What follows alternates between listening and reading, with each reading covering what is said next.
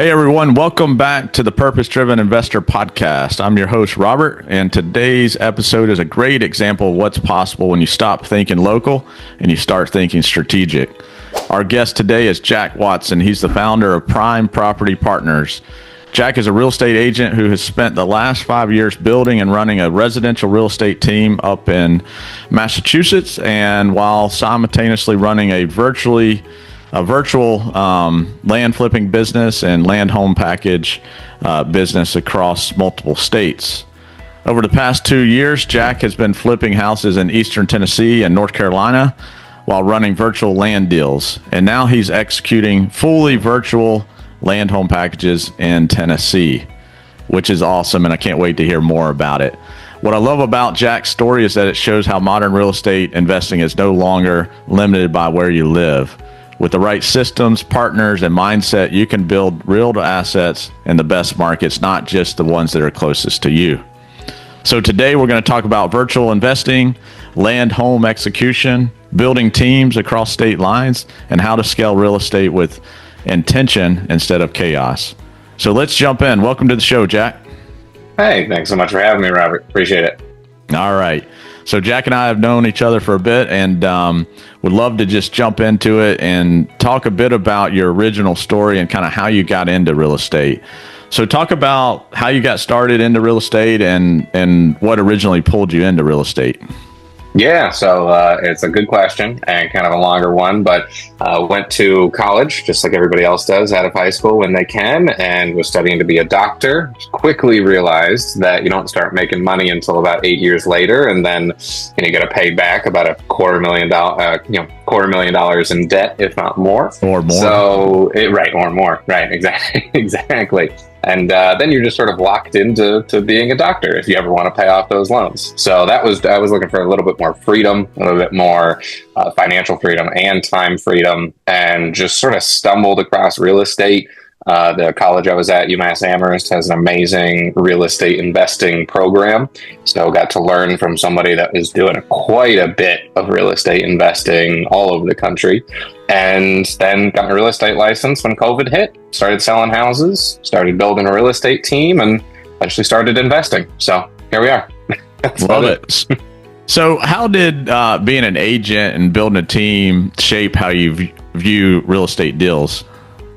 Oh, that's a great question. So it's something that really just helps out, I think, the entire process, because being a real estate agent and seeing, 1,010 things go wrong, over the course of 5 years of being a real estate agent, you just get an appreciation for the fact that things will go wrong. And when they do go wrong, you just got to deal with them. So that combined with, people management, which I've always said is just a form of adult babysitting, really.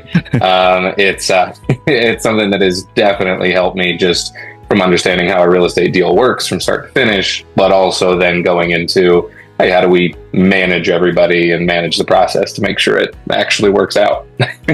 Love it. That's good perspective and so true, right? You probably saw all the mistakes and things you could do better from the beginning, right? But you're lucky enough they weren't your mistakes, they were other people's, right? Right, exactly, right. And now they're my mistakes if I make them. So now I'm accountable, I guess. So which is good. I have no problem with it. So why did investing feel like the next best step for you?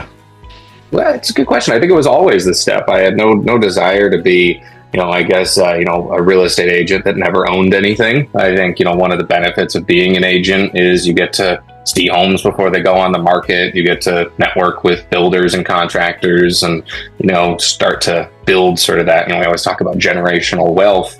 So it was something that I had always been interested in, always interested in being like an investor agent. And it took a couple of years to build up some capital and build up the connections and honestly some confidence to get off the couch. But yeah, about 2 years ago, we just sort of dove in. Yeah, and our first investment was a two-family that we lived in and currently live in, and I will live in that two-family for as long as my wife will let me. I'll say that. That's great. It's fantastic. That's smart. The first house I lived in Atlanta, Georgia, I didn't own it, but I rented it for $500 a month. And we were so ready to get out of it, but I wish I would have stayed in that for as long as I could. So I You just know what? And couldn't fit. right. I mean, my mortgage is paid for, and that's not a thing that most people can say. So it's not so bad to have a tenant above you. Love it. All right, let's talk about making the leap into virtual investing and investing out of state. So, as you think about investing, why not just invest locally in your hometown? Yeah, it's a good question, and I think that's where majority of people start, and that's where I started. I've got 2-family and then a 3-family as well in my hometown that I live in, and it just got to the point where I was seeing, hey, the availability of deals, the availability of money, the availability of work was really just a lot lower than I thought it could be elsewhere. So just started looking into other markets, seeing where people were moving, and settled on Tennessee as kind of our sort of adopted investor state. And, it just in terms of the capital required, in terms of the, I guess the boots on the ground required, it was something that we just, built, I guess, over time. And I think a good analogy that I've heard in the past couple months has been, we found a blue ocean instead of Massachusetts, which in some cases is a red ocean. There's a lot of people, there's a lot of money. And for somebody first starting out in real estate, it's a tough area to get into just because the barrier to entry financially and also the know-how is tough. I say this to people all the time, that if you want to pull a permit in Massachusetts to build a house, you're looking at minimum of about 3 months, I'd say. Sometimes less, sometimes more. But you should budget for about 3 months, where in, most of the towns that we work in down south, it's, 2 days to a week, is usually what we see. So it was just a better fit for me and like what I was looking to do for my business, for sure. That's great. Okay, good. So what, as you looked at Tennessee, what made Eastern Tennessee most attractive to you? It was where we started land flipping initially. It was the first market that I picked. It was the market where I saw that everybody, or at least, the metrics that I'd seen, people were just moving into. And I think that's something that you just have to get a feel on. You can certainly, do all the research you can, but I actually flew out there one time and just, started asking as many locals as I could, hey, how many out-of-state license plates have you seen? Where are people moving to? Like, do people want to, just be around the cities, or do they want to be more rural? And when we did that, we just got an idea of, okay, people are moving here. There's quite a bit of people moving here. They're moving here because there's no state income tax and there's much more available land. And just everything we had seen, we said, all right, well, let's get started. We sent out our first, mailing, and we got a couple leads back, and that was it. That was the start of it, honestly. That's huge. So tell me how that first deal looked like. What was it, and what it looked like at the end when you sold it or wholesaled it? Yeah, it was not a wholesale deal. It was a wholesale deal. So it was something we had bought. It was a piece of land we had bought for like $10,000. And then the neighbor actually reached out to us because they saw our sign and they wanted to sell their land. And we bought their land for $9,000. So we were into it for about 19, which was cool. And then we sold the entire package for, I think, 52. I actually have a check here. Sorry, right on my wall. No, 49.9. That's what we sold it for. So I got a check on my wall right over here. That's great. And that was what, just a couple years ago? Yeah, that was our first deal. That was about 18 months ago, I'd have to say. Yeah. Wow, that's incredible. And we'll talk about your growth. And the reason I'm saying that is because we'll talk about your growth here in a minute. Okay, that's awesome.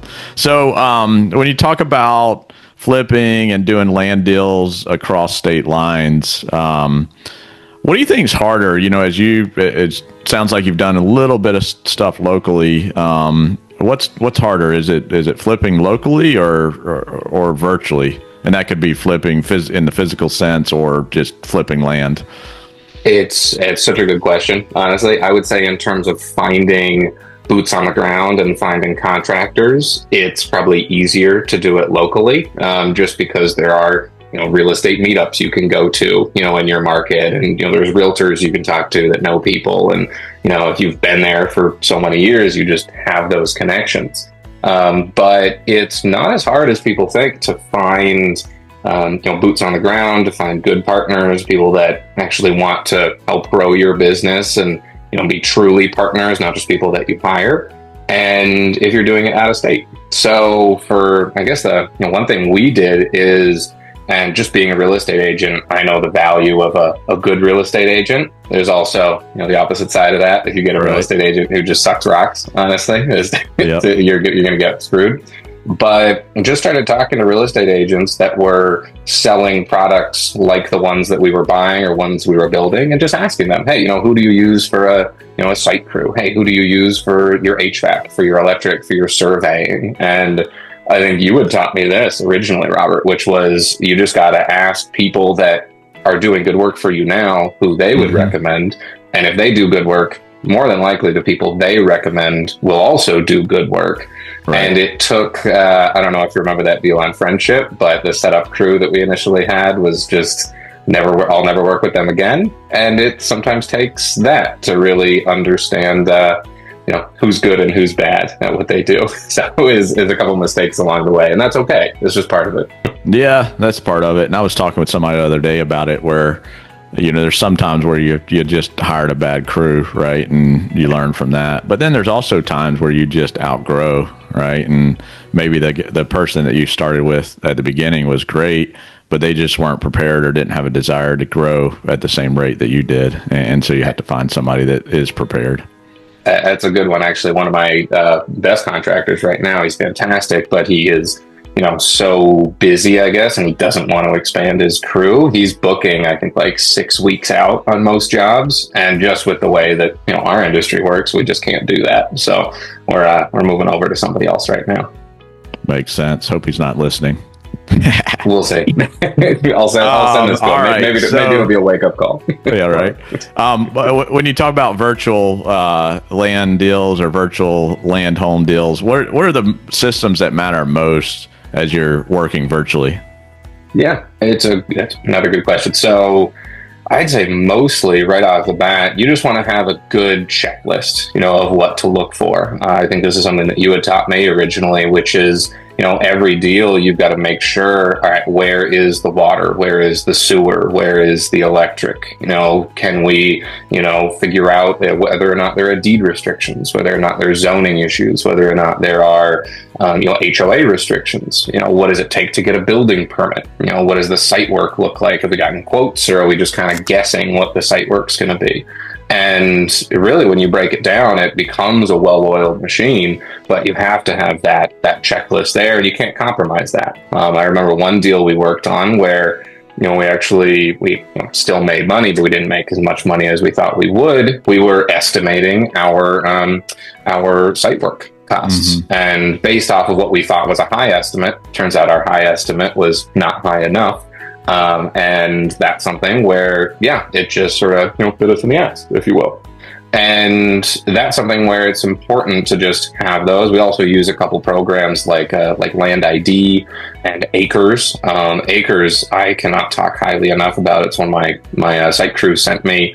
It'll show you the exact, where water is, where floodplains are, where elevation is. So we don't buy anything if it's over a 20% slope. And that's something where my site crew can certainly go out there and take a look at it, and they can. But if we can just look on our laptops and make sure that we can find that right off the bat, it eliminates a lot of, sort of bad properties that we would otherwise have looked at. And now we can just cross them off the list. So yeah, that's pretty much it. And we also make sure that we're getting a building permit every time before we close, because I want to make sure that as soon as we close, I can get a shovel in the ground the next day. And we do most often. That's great. We haven't secured building permits or set up permits before we close, but we do try to get the septic permit and the address before we close. So then it's immediate. But I like adding that to the play of let's get the setup permit beforehand. Right. And there's some towns that won't let you do that, as I'm sure you've run into, where I have one town, I won't say which town it is, but they are adamant they will not issue a building permit until you own it. And even if you got everything, even if they've said it good, they just won't issue it. And once we close, it'll still take them 2 weeks to issue a building permit, even if we've got everything. So I think that's the most painful delays there are. But yeah. Oh, you're just waiting, right? Yeah, you're just waiting around, twiddling your thumbs, and nothing you can do. So. All right. So now we're talking a bit about land home packages, so land and mobile homes together. What attracted you to land home packages? Yeah, good question. So, number one, barrier of entry financially. If you're looking to build a stick-built home, you're going to have to come with a good amount of money or find financing for that good amount of money. For the land home packages, at least in our market, we are usually somewhere around 170 all in, and we're selling for about 250. So the margins are, there are pretty good. So in terms of that, really it came down to, all right, well, we just have to find the land. And we had found that at least these land home packages, the way that you've taught in your course, and I've talked to a couple other people about, they are the nicest product in our market at the most affordable price, and that's where I want to be. I'm a big fan of American Gangster, the movie, and one of the lines is, "Hey, I want a product that is better than the competition at a price that is cheaper than the competition," and that's what these are. And it helps. You talk about purpose-driven investor. I've done land flips, for people that buy $1 million houses and put them there and turn them into very nice Airbnb rentals. And it doesn't really solve anything when it comes to affordable housing at all.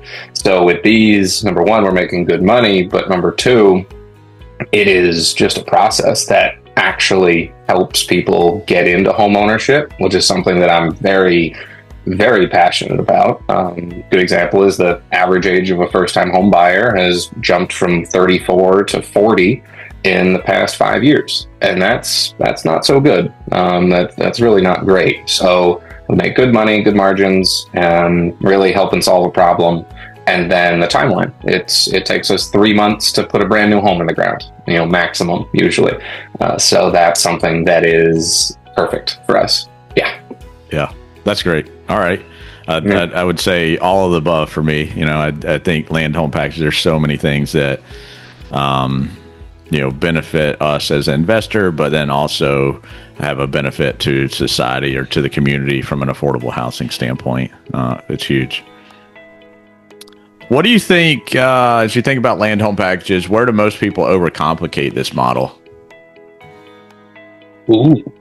In terms of, I guess, like what you think about, getting started, or what you think about, you've taken lots of action, right? And I don't recall how long you've been doing this now. What, 9 months? 8 months. Yeah, and we are currently working on 17 projects right now. So, 9 months, 17 projects. Like, you clearly didn't overcomplicate it, right? But no. You interact and talk with a lot of people that want to get started in this. Where are they overcomplicating it? They're overcomplicating it in terms of how everybody, well, you know this, Robert, how everybody overcomplicates everything. They think they need to know everything right off the bat, and they need to know exactly what all their costs are and this and that, and they need to, just have everything buttoned up before they make an offer. And I'll tell this, I, had purchased your course, and I think I had gone through a couple of the modules, maybe spent 20 minutes on there, and I said, all right, well, I'm just going to look in my market, see what I can find.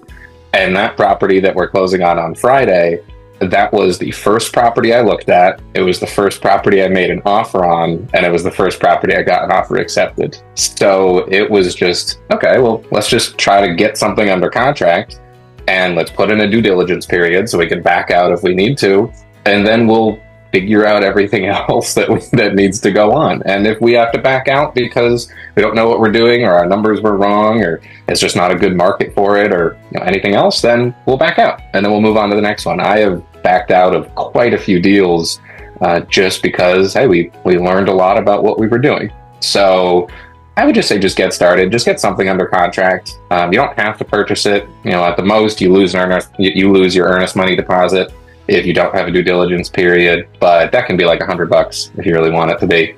So just get started. Yeah. Just get it under contract. I had a conversation with someone right before this, and it was like, we were going through all the details, how to find a market and how to find land. And, I told him, I said, hey, don't worry about everything else. Like, you don't know anything, which is fine.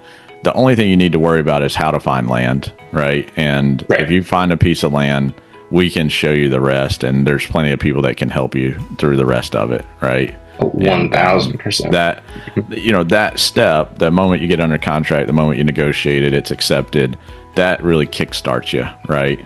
And you've got due diligence. There's a bit of a safety net of a contract and a safety net of people that are willing to help you. Right, because at that point, once you got it under contract, all right, well then you have to do those questions. You have to call the realtors and you have to call the surveyors, and then it's a necessity. But yeah, just get something under contract. Like I think I was telling you, we're starting to provide financing for people that are trying to do this, and homes and project management and things like that. And everyone has all these questions about how does this work and how does this work. I'm like, dude, just find the land and then we'll talk, because then we can actually compare what we're talking about to the actual product. It's not just like a sort of ambiguous concept. It's like, no, let's talk about this piece of land in this market where we know we'll put a home on it. Yeah, that's great.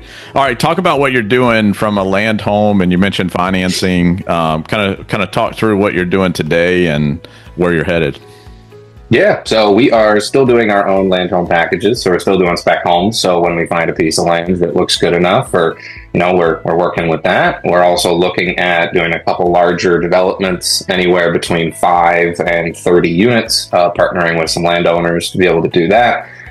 We are also looking at some mobile home parks, which we've gotten the opportunity to look at. And in particular, we're also working with a couple investors looking to do the exact same thing we are, because there's plenty to go around. I've always said this, just have an abundance mindset. There's always more deals out there. There's always more money. There's always more land. It's somewhere out there. So we've started providing financing for people looking to get started with a loan to cost ratio upwards of 95 to 100%. So that way they don't have to come out of pocket with too much money. Also doing project management for people, just because I think you've seen my spreadsheet, Robert. I try to be as detailed as possible. A few details in there. Yeah, just a few, right? A few hundred, right? Yeah, we've got a great system with that at this point, and we're also selling homes to people doing it in Tennessee. And I would also say that, none of this was in the works, or none of this was even a thought until about 8 months ago. So we're still learning, we're still growing. We're still, making our business as best as we possibly can be. But I'd rather help as many people as we can get there as well. Because, we're 1,000 miles away and we're building 17 houses. So why not? That's huge. That's a lot of stuff going on, man. Talk about your team. What's your team look like? Because I see you posted on Facebook like you're still a full-time realtor, but you're also doing this. You're also doing other stuff. Like you must have a big team or a trusted team to help you. Not really, no. So for the land home packages and the land flipping that we do all out of state, it is myself and my assistant, and that's it. It's just us two. For the real estate team in Massachusetts, it's myself and 2 of my business partners, and currently I think 5 people on the team, if I remember correctly. And we're still putting out good numbers, which I'm happy about. But now, in terms of what you need, I like to keep it a little lean if we can. And we have great partners in the realtors and the surveyors and the attorneys we work with, but in terms of what we keep in house, it's just me and a virtual assistant. That's it. That's awesome. Do you sleep? Yeah, a couple hours. Yeah. It's a good question. That's great. All right, so let's go through. I've got a lightning round, so I have 5 questions here, and we'll just go lightning round responses here. What's your best virtual deal so far to date? Best virtual deal was a piece of land that we bought in Tellico Village that we purchased for, I want to say, $180,000, and we ended up selling it for, I want to say, $320,000. And what made the deal even better is that the seller was willing to finance the purchase of the land for us for 12 months, and we ended up selling the land itself and making a healthy spread, which I was very happy with and helped out some problems we were having at the time. And we paid off the seller, got our profit, paid off the realtor, and we were good. That's great. That's a great deal. What's your biggest virtual mistake to date? Biggest virtual mistake was not getting a soil test or a perk test or a septic permit on a piece of land that we are still paying off, I would say. That would be, I'm happy to go into more details if you want, but that's a sore subject. I don't want to bring that up. All right. What's one tool you can't live without or you can't invest without? Ooh, that I can't invest without. I would say Google Sheets. I don't know why. It just makes sense. We could talk about, the AI stuff we're working on and Acres and all this other software, but no, I need some sort of, Google Sheets that my team can use, but I can also share to other investors that are looking to invest with us. It's a lot easier to raise private money when you can show people exactly what your process is and how detailed you are with just sharing them a link. So Google Sheets has been fantastic for us, just organizationally. That's our CRM. Really? Okay. That's great. Yeah. One habit that keeps you focused and you would say is a reason for the growth that you've had? Trying to remain grateful, every single day, writing down 5 or 6 things that we're grateful for. And, we're always looking to grow, but every once in a while taking a second to look back and say, wow, this is it's pretty cool what we're doing. And we certainly weren't doing this a year ago. So yeah. That's important, especially, for long, hard days. There's many times when I think to myself, man, I get to do this. What a blessing, what a opportunity versus, man, I have to, right? Do I have to? Right. I have to drive and go visit properties and do punch list items, right? Versus, man, some of those days are harder than others. I get this opportunity, right? And be grateful for it, because what I was doing maybe 10 years ago, I probably was wishing to do this, right? Right. I would agree with that 100%. All right. Last question here. What does purpose-driven investing mean to you? I think it mostly is about what your purpose is. I think there's a lot of people that want to create, or they think that they want to create a huge business, and they want to be the biggest person in their market, and they want to, run a company that they can then sell off and this and that and be listed on, the stock exchange. Right? I don't know what really people want, but when I'm looking at what I want, I'm looking to generate enough income that I can feed my family and take them out to, the different vacations we want to go on, live the life we want to lead. And then more than that, do something that actually makes me feel good about myself. Like I mentioned before, I get to build a product that is a solution for so many people looking for home ownership, which is not something that everybody can say. And it's certainly something where we do make profit, but I know that we're helping, people out there actually afford homes. So the purpose is twofold. Yeah. Love it. Okay. Before we conclude, how do people reach out to you? Yeah. So you can reach out to me with my personal cell. I have no problem giving that out. It is 508-237-6647. You can also find me on Facebook, Jack Watson Real Estate. And just reach out, ask questions. Questions are good. Don't be afraid to act dumb. Ask some dumb questions. All right, everyone. Thanks for listening today. Jack, I really appreciate you joining. And team, if you're interested in virtual investing, land home packages, growing your money, reach out to Jack. Go follow his journey. He's a wealth of knowledge, and he's been part of our Land Home League education program for a bit of time this year, 9-10 months, and we've really enjoyed having him. He shares a ton of resources, a ton of knowledge and insight. He really is a giver. So reach out to him, and you'll enjoy that conversation. Jack, I appreciate you joining. Yes, sir. Thank you, Robert. All right.